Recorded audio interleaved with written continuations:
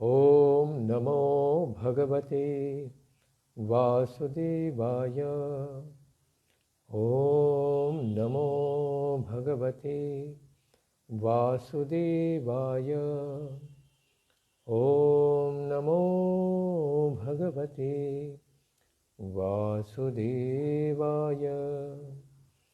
ॐ अज्ञानतिमिरान्धस्य ज्ञानाञ्जनशलाकया चक्षुरुन्मिलितं येन तस्मै श्रीगुरवे नमः। नमो ॐ विष्णुपादाय कृष्णप्रेष्ठाय भूतले श्रीमते भक्तिवेदान्त स्वामिन्निति नामिने। नमस्ते सारस्वते देवे गौरवाणी प्रचारिणे निर्विशेष शून्यवादी पाश्चात्यदेशतारिणे। नमो महावदान्याय कृष्णप्रेमप्रदायते कृष्णाय कृष्णचैतन्य नाम्ने गौरत्विषे नमः। हे कृष्ण करुणा सिन्धो दीनबन्धो जगत्पते गोपेश गोपिकान्त राधाकान्त नमोस्तुते। तप्तकाञ्चन गौराङ्गी राधे वृन्दावनेश्वरी वृषभानुसुते देवी प्रणमामि हरिप्रिये। वाञ्छाकल्पतरुभ्यश्च कृपा सिन्धुभ्यैव च पतितानां पावनेभ्यो वैष्णवेभ्यो नमो नमः। जय श्री कृष्ण चैतन्य प्रभो नित्यानंद श्री अद्वैत गदाधर श्रीवासादि गौर भक्तवृंद। हरे कृष्णा कृष्ण कृष्ण हरे हरे, हरे राम राम राम हरे हरे। नारायणं नमस्कृत्य नरं चैव नरोत्तमं देवीं सरस्वतीं व्यासं ततो जयं मुदीरयेत्। हरे कृष्णा। सब भक्तों का स्वागत है प्रातःकालीन श्रीमद् भागवतम के पाठ में। हम श्रवण कर रहे हैं श्रीमद् भागवतम का चतुर्थ स्कंद। इसके अंतर्गत पृथु उपाख्यान में पृथु महाराज ने महासत्र में अपने सारे प्रजाजनों को विशेष संदेश सुनाया कि किस प्रकार से ब्राह्मण वैष्णव और भगवान ही पूज्य हैं, न दैव प्रधान है न कर्म प्रधान है। इसके पश्चात ब्राह्मण कैसे श्रेष्ठ हैं और उनके पाद रज को धारण करने से क्या लाभ प्राप्त होता है, इसको बताते हैं। यद ब्रह्म नित्यं विरजं सनातनं श्रद्धा तमो मंगल मौन संयमैः समाधिना बिभ्रतिहार्थदष्टये यत्रेदमादर्श इवावभासते तेषामहं पादसरोजरेणुम् आर्यावहेयाधिकिरीटमायुः यं नित्यदा बिभ्रद आशु पापं नश्यत्यमुं सर्वगुणा भजन्ति। यत् नित्यं विरजं सनातनं ब्रह्म श्रद्धा तपो मंगल मौन संयमैः समाधिना ही अर्थदृष्टये बिभ्रति। जो ब्राह्मण सदैव ही निर्दोष विरजम यानी रज से रजोगुण से सर्वथा मुक्त हो, निर्दोष तथा सनातनम ब्रह्म यानी वेद को श्रद्धा और तप और नित्य ही सदाचार का पालन करते हुए पाप आदि का परित्याग रूप तत्वदर्शी ऋषियों से प्रोक्त मंगल अध्ययन विरोधी वार्तालाप के परित्याग रूप मौन। क्योंकि वार्तालाप करने से क्या होता है, व्यक्ति भौतिक संसार की चर्चाओं में उलझ जाता है, फिर आध्यात्मिक चिंतन नहीं कर पाता है। इसीलिए मौन का पालन करना चाहिए, जो हमें भौतिक प्रजल्प से बचाता है। तथा उसी के साथ यत्र इदम उपदर्शे इवाव भासते तथा चित्त की स्थिरता रूप समाधि के द्वारा वेदार्थ के विचार रूप ज्ञान की प्राप्ति के लिए धारण करते हैं। हे आर्या, तेषां पाद सरोज रेणुम अहम आयुः अधिकिरीटम वहेय यम नित्यदा बिभ्रतः पापम आशु नश्यति अमुम सर्वगुणाः भजन्ति। इसीलिए जिन दर्पण के समान वेदों में यह संपूर्ण विश्व प्रतिबिंबित होता है, क्योंकि सारे विश्व का सारा कल्याण क्षेम इसका वर्णन वेदों में परिपूर्ण रूपेण किया गया है। हे पूज्य पुरुषों, हे आर्या, उन ब्राह्मणों के चरण कमलों की धूल को मैं क्या करता हूं? पाद सरोज रेणुम, मैं अधिकिरीटम वहेय, अपने जीवन पर्यंत अपने किरीट के ऊपर धारण करना चाहता हूं, क्योंकि उन धूलों को सदैव धारण करने वाले के पाप शीघ्र ही पापम आशु नश्यति, बहुत जल्द ही विनष्ट हो जाते हैं और उनमें सभी सद्गुणों का निवास हो जाता है। अमुम सर्वगुणाः भजन्ति। तो इतना महान प्रभाव है ब्राह्मणों के पाद रज को अपने मस्तक पर धारण करने का। इसी के साथ मौन और समाधि की भी व्याख्या करते हैं। ब्राह्मण केवल इसलिए अग्नि से श्रेष्ठ नहीं है कि वे चेतन हैं, अपितु वेदज्ञ होने के कारण भी वे अग्नि से श्रेष्ठ हैं, क्योंकि उन्हें सारे ब्राह्मणस्य विजानतः, सारे ब्रह्म को यानी वेदों को जानने वाले हैं। जो ब्राह्मण वेद को नित्य ही धारण करते हैं, उन सभी के चरणों की धूल को मैं अपने किरीट पर, मस्तक पर धारण करूं। निंदित कर्मों के परित्याग पूर्वक प्रशस्त कर्मों का अधिष्ठान करना ही मंगल है। तो मंगल किसे कहते हैं? विकर्म, यानी जो वेदों के विरुद्ध कर्म है, जिनको करने से वेदों के नियमों को हम पालन नहीं कर पाते हैं, उन प्रकार के कार्यों को, कर्मों को त्याग देना ही मंगल कहा गया है। तो जब तक हम पाप कर्मों का त्याग नहीं करते, हमारे जीवन में हम मंगल कामना नहीं कर सकते। यही तत्वज्ञ ऋषियों ने कहा है। और अध्ययन के विरोधी वार्तालाप के त्याग को ही मौन कहा गया है। मौन क्या है? जिससे वेदों का अध्ययन रुक जाता है और चित्त वेदों से निकलकर भौतिक संसार के कार्यकलाप में फंस जाता है। उसी वार्तालाप को प्रजल्प कहते हैं। उसे त्याग देना ही मौन है, जिससे आध्यात्मिक चिंतन संभव हो सके। अगर हम जाप भी करना चाहते हैं, लेकिन अगर हम प्रजल्प में उलझ जाएंगे तो हम जाप नहीं कर पाते हैं। उसी प्रकार से वेदों के अध्ययन के लिए तो बड़ी एकाग्र चित्त की आवश्यकता होती है। इसीलिए जब तक हम प्रजल्प का त्याग नहीं करेंगे, तब तक हम वेदों का अध्ययन ठीक से नहीं कर पाएंगे। और समाधि क्या है? तो कहते हैं ऐसे ही चित्त की एकाग्रता को समाधि कहते हैं, जो वेदों के अध्ययन में या भगवान के चरण कमलों के चिंतन में या फिर उनके हरिनाम या लीला के चिंतन में हम लगा देते हैं। उसी को समाधि कहते हैं, जो चित्त की एकाग्रता है। उसी के साथ जो ब्राह्मण वेद के अर्थ को विचार भी करते हैं, उसका चिंतन करते हैं, निधिध्यासनम करते हैं, उस वेद में यह संपूर्ण विश्व उसी तरह प्रतिबिंबित होता है जिस तरह दर्पण में हमारा मुख प्रतिबिंबित होता है। तो सारे संसार के बारे में हम अगर कुछ जानना चाहते हैं, तो सारे संसार घूमने के बाद उसको समझना बड़ा कठिन है, क्योंकि इसके लिए अनंत काल चला जाएगा। लेकिन यही पूरा सारा संसार जो है वेदों में रख दिया गया है।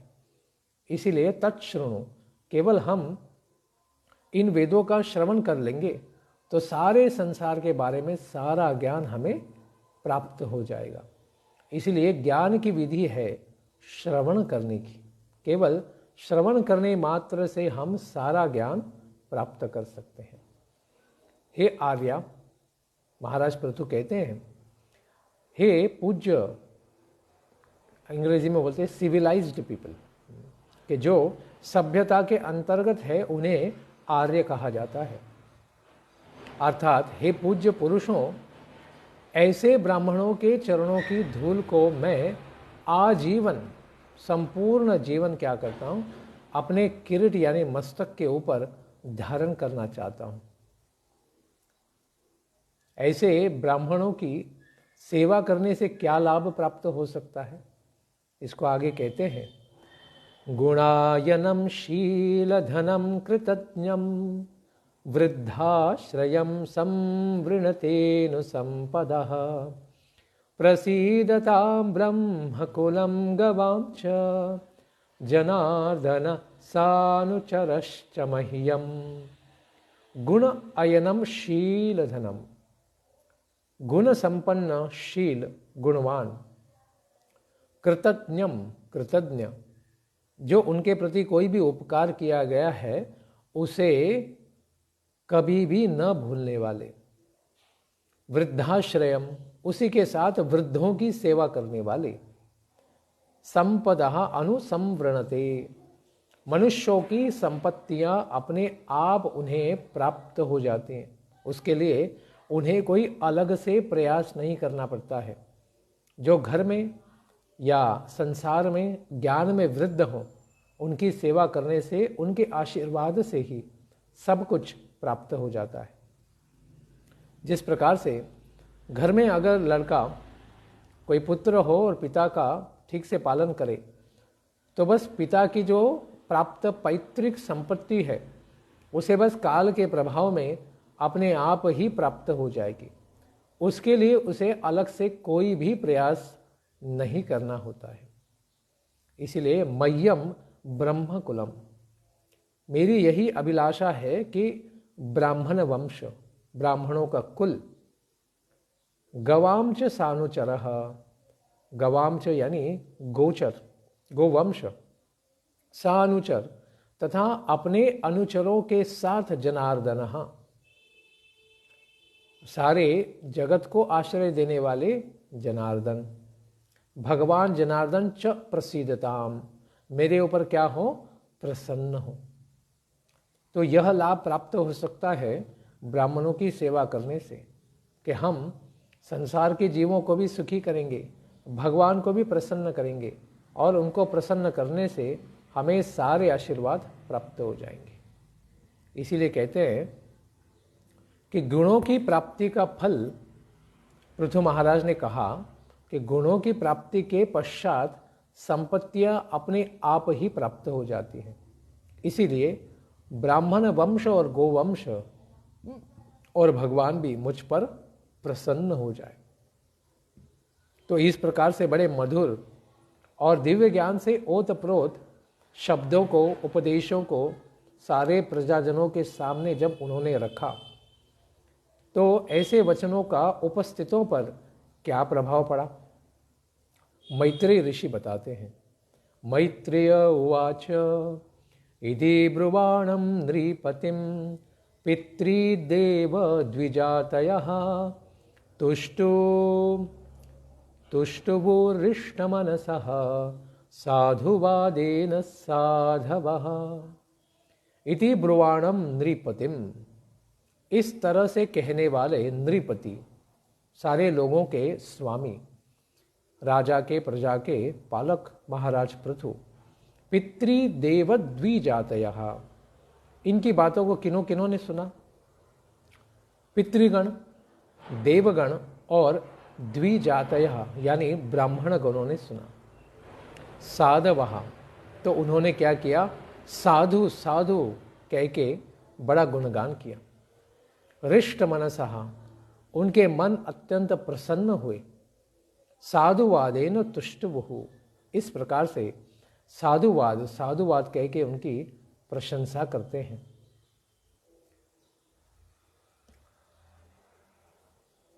इसी प्रकार पुत्र की प्राप्ति का क्या लाभ है? पुत्र, सारे संसार में मनुष्य कम से कम एक पुत्र को उत्पन्न करना चाहते हैं, खास करके भारतवर्ष में। तो ऐसा क्यों है, इसको बताते हैं। पुत्रेण जयते लोकान् इति सत्यवती श्रुतिः ब्रह्मदंड हत पापो यद्वेनोत्यतरतमः। पुत्रेण लोकान् जयते, पिता जो है पुत्र के द्वारा ही पुण्यवानों के लोकों को प्राप्त कर लेता है। लोकान् जयते, जीत लेता है। इति सत्यवती श्रुति ही, इस प्रकार से श्रुति यानी वेदों में यह सत्य कहा गया है। इसलिए श्रुति क्या है? सत्य है। लेकिन स्त्रीवाचक शब्द है श्रुति, इसलिए सत्यवती कहा गया है। यत ब्राह्मण दंड हतः, इसका उदाहरण क्या है? तो कहते हैं वर्तमान में ही देख लीजिए कि ब्राह्मणों के द्वारा दंड प्राप्त और दंड से ही हत, ब्राह्मणों के द्वारा हुंकार मात्र से दंड प्राप्त करके पृथु महाराज के पिता वेन महाराज का वध कर दिया गया था। पापो वेनः तमः अतरत, ऐसे ब्राह्मणों के शाप से मारा गया वह पापी वेन महाराज नरक में चला गया था। लेकिन पृथु महाराज के अत्यंत पुण्यवान कर्मों से ब्राह्मणों को, वैष्णवों को और भगवान को प्रसन्न कर लेने के कारण क्या हो गया? यह नरकगामी वेन का भी उद्धार हो गया। इसलिए पुत्र किसे कहते हैं? पुम नामक नरका त्रायति इति पुत्रः, जो पुम नामक नरक से अपने पिता को, पितरों को तार देता है, जो अपने पापों के कारण पितृलोक में, नारकीय पाताल लोकों में फंस गया है, उनका उद्धार करने वाले पुत्र को ही पुत्र कहा जाता है। अन्यथा उसे केवल मूत्र कहा जाता है, तो वो पुत्र के समान नहीं माना जाता है। इसीलिए आगे 6 श्लोकों में ब्राह्मणों के द्वारा साधुवाद कहा गया है कि पृथु महाराज आप अत्यंत महान हैं। अरे, आपने तो अपने साधु कर्मों से, पुण्य कर्मों से, भगवान को प्रसन्न करने से, भक्ति से आपने अपने पिता का भी उद्धार कर दिया है। तो कोई कहे कि कोई और उदाहरण आप दे सकते हैं, तो कहते हैं पूर्व में भी इसका उदाहरण प्राप्त है श्रीमद् भागवतम से ही। हिरण्यकशिपुश्चापि भगवन् निंदया तमः विविक्षोरत्यगात् सूनोः प्रह्लादस्यानुभावतः। भगवन् निंदया तमः विविक्षु हिरण्यकशिपु च अपि, कहते हैं कि भगवान की निंदा करने के कारण ही अत्यंत नरकगामी होने वाला था, तमोलोक को प्राप्त होने वाला था, ऐसा हिरण्यकशिपु जो प्रह्लाद महाराज का पिता था, वह भी च अपि सुनो हो अपने पुत्र के प्रह्लादस्य, अत्यंत गुणवान ऐसे प्रह्लाद के द्वारा अनुभावतः तमः अत्यगात, वह भी अपने पाप कर्मों से जो तामसिक ऐसे नारकीय लोगों को प्राप्त होने वाला था, फिर भी अत्यगात, उनको त्याग कर वहाँ से उसका उद्धार हो गया और वह नारकीय लोकों में नहीं गया। अगली बार वापस असुर ही बना, क्योंकि उसे वैसा शाप ही था कि उसे 3 जन्म असुर के लेने हैं। तो उसके बाद वह कृष्ण लीला में, राम लीला में प्रवेश करता है। तो भगवान की भक्ति आपने बड़ी महानता से की है। ऐसी भक्ति करने से विशेष आशीर्वाद प्राप्त हो जाता है। वह कौन सा आशीर्वाद है? वीरवर्य पिता पृथ्व्याः समाः संजीव शाश्वती यस्ये दृश्यच्युते भक्तिः सर्वलोकैक भरतरी। हे वीरवर्य, सारे वीरों में श्रेष्ठ महाराज पृथु, आपको पृथु नाम क्यों दिया गया है? पृथ्व्याः पीतः, आप पृथ्वी देवी के पिता हैं।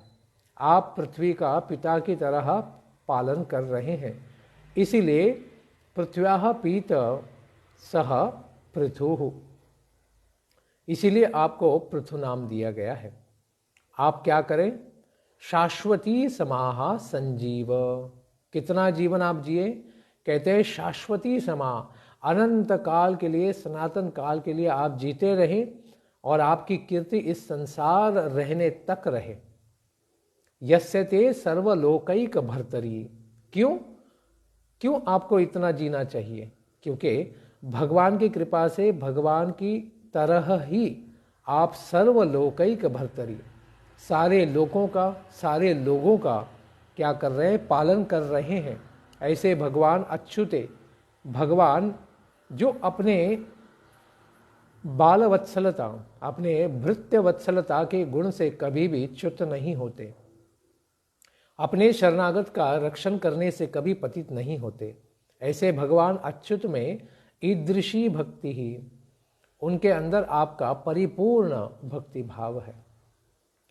ब्राह्मण बताते हैं कि हमारा क्या भाग्य है। देखिए कैसा भाग्य है। अहो वयम यद्य पवित्र कीर्ते त्वयैव नाथेन मुकुन्दनाथः य उत्तम श्लोकतमस्य विष्णोर् ब्रह्मण्य देवस्य कथां व्यनक्ति। हे पवित्र कीर्ते, पवित्र कीर्ति से युक्त महाराज पृथु, आपका यश अत्यंत पवित्र है। यह जो उत्तम श्लोक तमस्य, आपकी उदार कीर्ति वालों में सर्वश्रेष्ठ ब्राह्मणों के भक्त श्री हरि की कथा का आप क्या कर रहे? प्रचार कर रहे। ब्रह्मण्य देवस्य, ब्राह्मणों के द्वारा पूजित, ब्राह्मणों के भक्त श्री हरि, इनकी कथा का व्यनक्ति आप प्रचार कर रहे हैं, विस्तार कर रहे हैं। अद्य ही, इसीलिए आज के वर्तमान समय में वयम त्वया एव नाथेन मुकुंद नाथः, हमारा बड़ा सौभाग्य है वर्तमान में कि आपको अपने स्वामी के रूप में हमने क्या किया है? प्राप्त किया है। और अपने को हम क्या मानते हैं? मुकुंद नाथ, क्योंकि भगवान जो मुक्ति देने वाले हैं वो आपके नाथ हैं और आप हमारे नाथ हैं। तो साक्षात हम भगवान मुकुंद के ही संरक्षण में जी रहे हैं। इस प्रकार से हमें वर्तमान में अनुभव आ रहा है। तो इतना बड़ा सद्भाग्य है हमारा।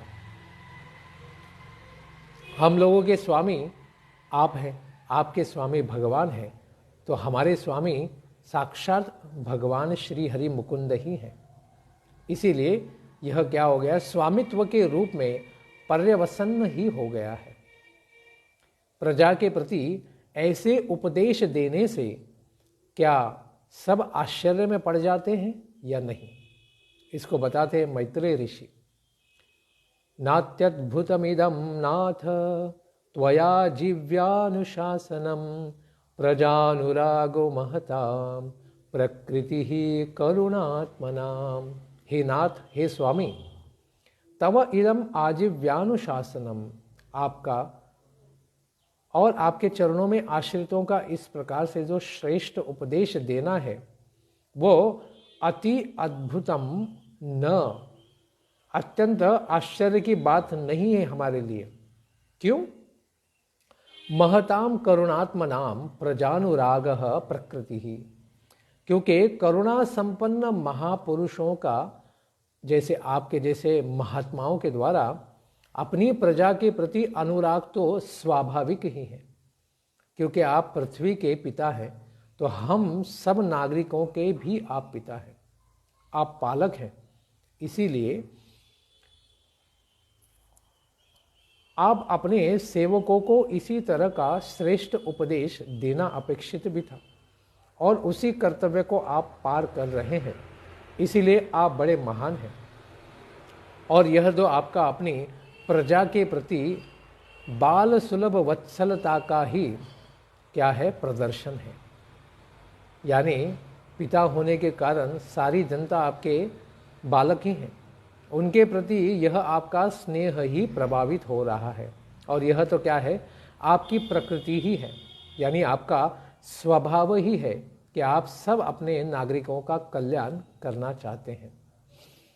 इसीलिए इन उपदेशों के लिए अत्यंत विशेष धन्यवाद देते हैं। और क्यों देते हैं? मैत्रेय ऋषि बताते हैं, अद्य नस्तमसः पारस्तु त्वयोपासादितः प्रभो भ्राम्यतां नष्टदृष्टीणां कर्मभिर्दैव सद्नितैः। हे प्रभो, हे स्वामी, दैव सद्नितैः, देवताओं के द्वारा जो नियंत्रित है, भगवान के द्वारा जो दत्त है, दैव दत्त, ऐसा दैव सज्ञक कर्मों के द्वारा कर्म भी नष्ट दृष्टि नाम, विवेकहीन हो गए हैं, जिनकी धर्म में दृष्टि हीन हो गई है, और भ्राम्यताम यानी इस भौतिक संसार में 14 लोकों में जो भ्रमण करने वाले जीव है, भटकने वाले जीव है, अद्य वर्तमान समय में तमसः पारः, वे अज्ञान रूपी दिव्य भयानक ऐसे अंधकार को क्या करते हैं? त्वया उपासितः पारः, आपकी उपासना करके आपके द्वारा पालित होकर पार करते हैं। इस भौतिक संसार को ही पार करने का आशीर्वाद इन्हें प्राप्त हो जाता है। इसीलिए आपको हम क्या करते हैं? विशेष धन्यवाद देते हैं, क्योंकि इस संसार में कर्म भी ही भ्राम्यताम, सारे जीव क्यों भ्रमण कर रहे हैं? क्योंकि अपने कर्मों के द्वारा अधीन होकर ही सारे संसार में जीव भटक रहे हैं।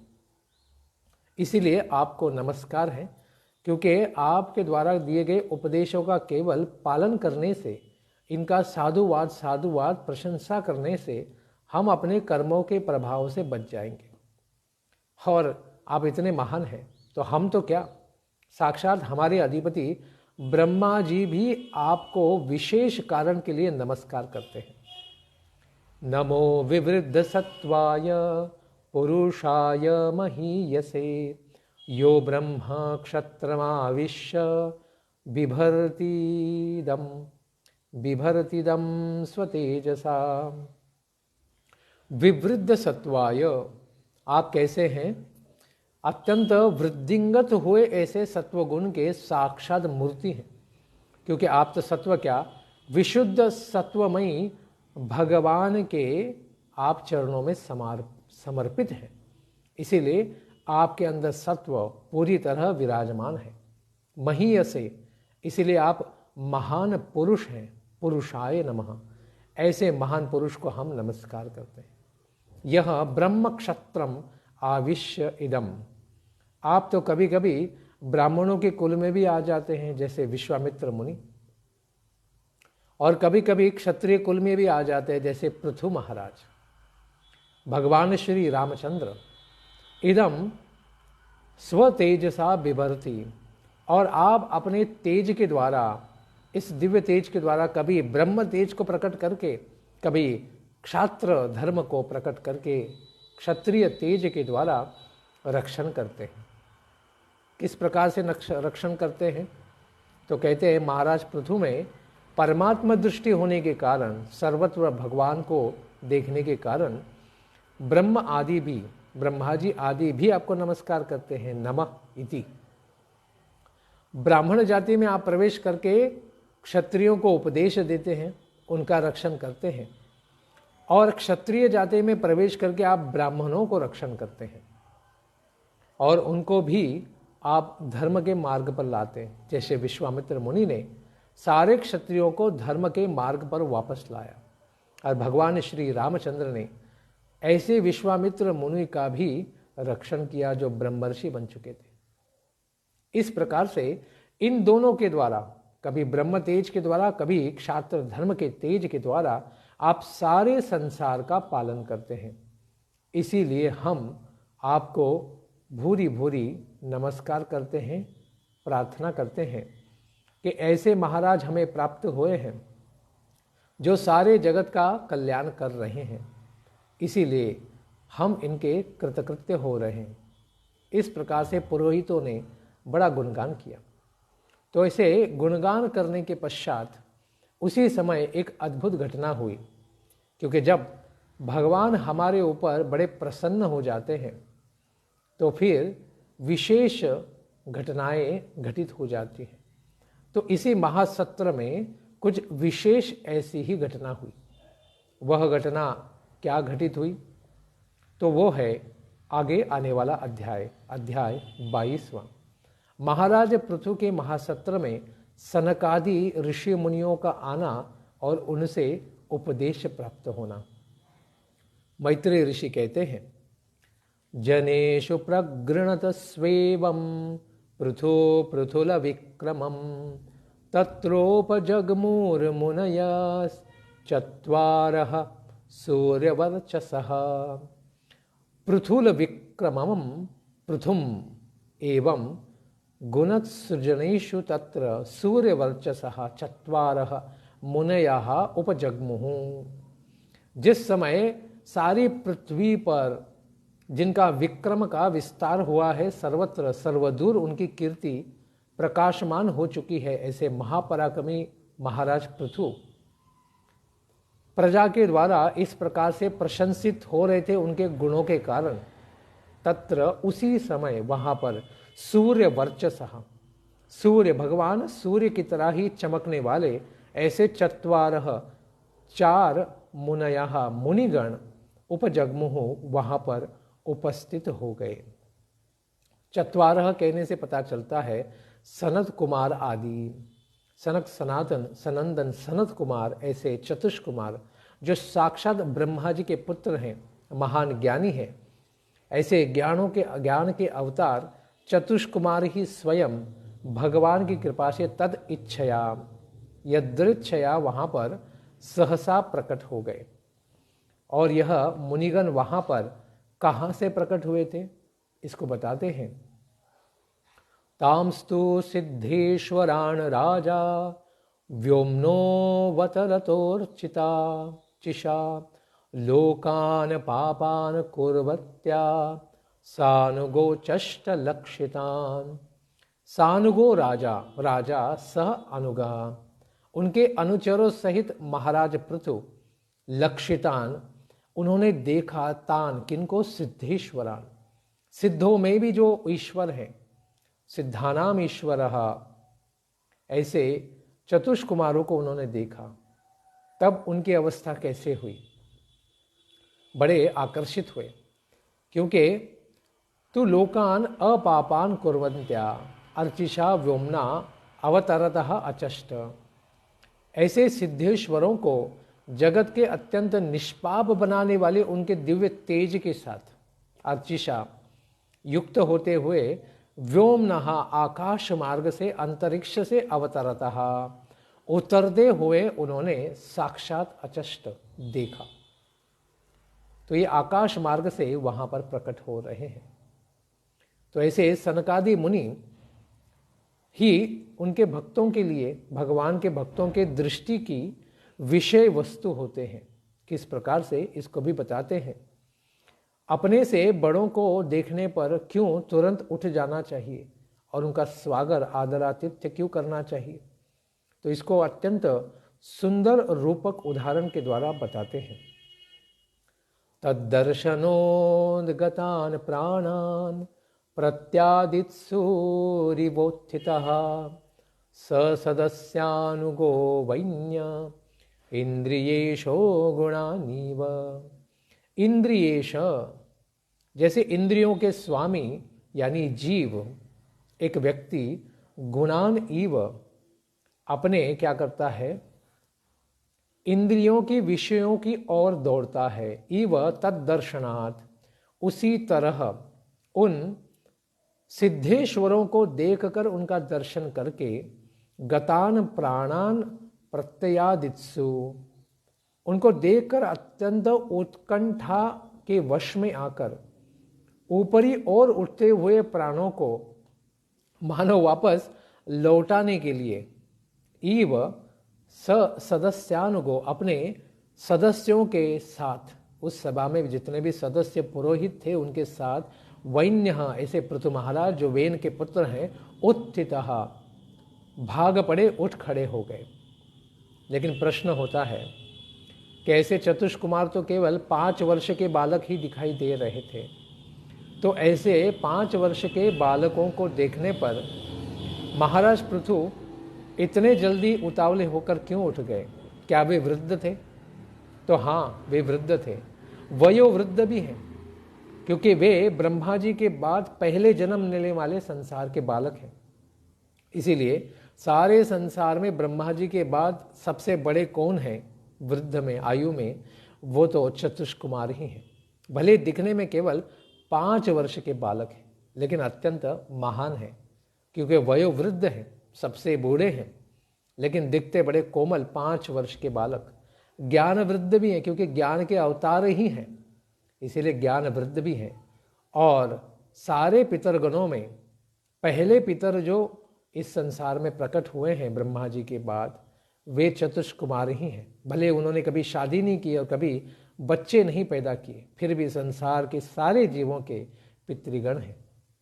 इसीलिए पितृगण वृद्ध भी थे, इसीलिए उनको देखते हुए यहाँ पर पृथु महाराज उठ खड़े हुए और उनकी उत्कंठा को बड़े सुंदरता से यहाँ पर वेद व्यास जी प्रकट कर रहे हैं। कहते हैं कि मुनि समिति मनुस्मृति में भी कहा गया है कि अपने से वृद्ध पुरुष अपने सामने अगर आ जाए और खास करके अतिथि रूप में ही आ जाए, तो उनको देखने पर युवक पुरुष के प्राण ऊपर की ओर उठने लगते हैं, ऐसा शास्त्र में वर्णन है। जब वह युवक उठकर उन वृद्धों को नमस्कार कर लेता है, तो उसके प्राण जो ऊपर उठ गए हैं पहले की तरह ही वापस शरीर में स्थित हो जाते हैं और वह पूर्व की तरह ही स्थिर हो जाता है। महाराज पृथु ने भी सोचा कि उन सिद्धेश्वरों को, चतुष कुमारों के दिव्य तेज से मेरे प्राण उन लोगों के पास जा रहे हैं, मुझसे पहले ही उनके पास जा रहे हैं दौड़कर। यदि मैं स्वयं उनके पास दौड़कर जल्दी न जाऊं तो शायद मेरे प्राण ही शरीर से बाहर निकल जाए, मेरी मृत्यु ही हो जाएगी। क्योंकि इतने प्रिय और ज्ञान वृद्ध, वयोवृद्ध, पितृगण वृद्ध चतुष कुमार का सम्मान नहीं करेंगे तो मेरी मृत्यु ही हो जाएगी। तो इतना भयानक हो सकता है अगर हम अपने से वृद्ध लोगों का सत्कार न करें। इसीलिए मानो इसी भय से महाराज पृथु बड़े उतावली के साथ उठकर खड़े हो गए। उस समय उन राजाओं के साथ सदस्य और उनके अनुचर पुरोहितगण सर्व वहां पर विद्यमान थे।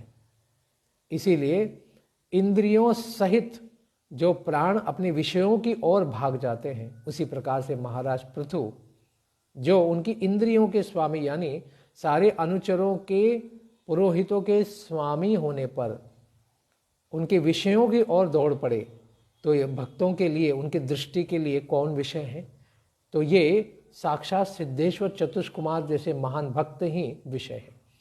तो इनके प्रति वह दौड़ पड़े। जिस तरह से जीव गंध आदि विषयों के पास जाता है, उसी तरह उत्कंठावशात प्राणों के उद्गमन का यहाँ पर दृष्टांत दिया गया है।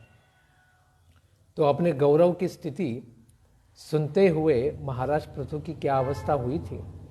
चतुष कुमार का स्वागत करने के पश्चात उन्हें उनसे क्या दिव्य ज्ञान प्राप्त हुआ, इसको हम श्रवण करेंगे कल के प्रातःकालीन सत्र में। धन्यवाद। हरे कृष्णा। ग्रंथराज श्रीमद् भागवतम की जय, पृथु उपाख्यान की जय, चतुष कुमारों की जय। निताय गौर प्रेमानंदे। हरि हरि बोल।